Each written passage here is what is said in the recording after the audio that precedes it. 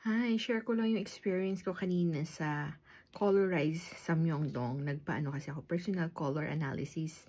So, nakita ko lang siya sa Klook. Nasa 4,450 ata. Pero, discounted siya ng 20 off. Tapos, on top of that, gumamit pa ako ng code. Kaya, naging 4,300 na lang yung binayaran ko. 50 minutes nag-last yung session. And may konting interview. Tapos, nag-start na yung yung mga naglalagay-lagay ng tela dito.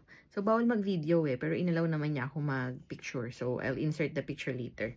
Skin type ko is neutral. So, may kinumpare nila yung yellow tsaka pink. Pareho daw meron, kaya neutral ako. Tapos sa hair naman, blue base daw yung hair ko. Hindi ko alam kung bakit blue base. Tapos, yung sa eyes naman daw, yellow base. Pusa lang, yellow base. Tapos sa mga tone naman daw, mga bagay sa akin is mga soft and dull colors, both grayish at light gray. And second best would be pale at saka light. Doon daw pumapasok yung pastel colors. Ganda sa akin yung mga muted na pink, blue, and purple. Tapos more on cool tone daw ako, kaya ang bagay sa aking accessories would be silver. More on low saturation.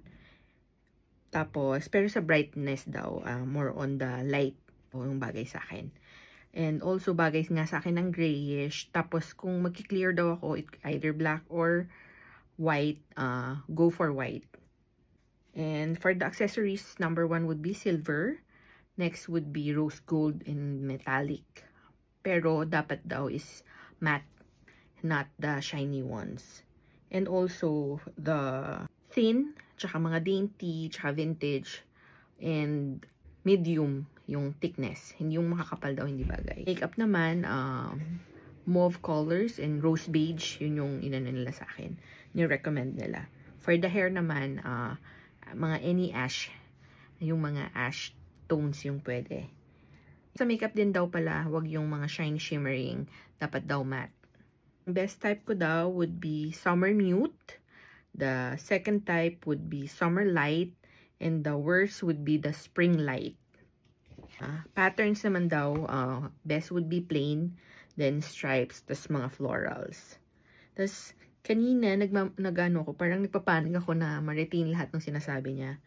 Pero, buti na lang, binigyan niya ako ng ganito. May printout siyang binigay, pero bawal daw. Picture niya nakalagay dito. Tapos, ito yung mga, swatches. O, diba? So, makikita nyo na ako. Ganito na yung mga damit ko in the future. Yun. So, na-enjoy ko naman siya. Kaya pala rin, hindi rin ako mahilig sa mga masyadong loud or vivid na colors. Kasi, pansin ko rin, hindi nga bagay. No? Parang nawawash out yung mukha ko. Yun. So, yun lang. Bye!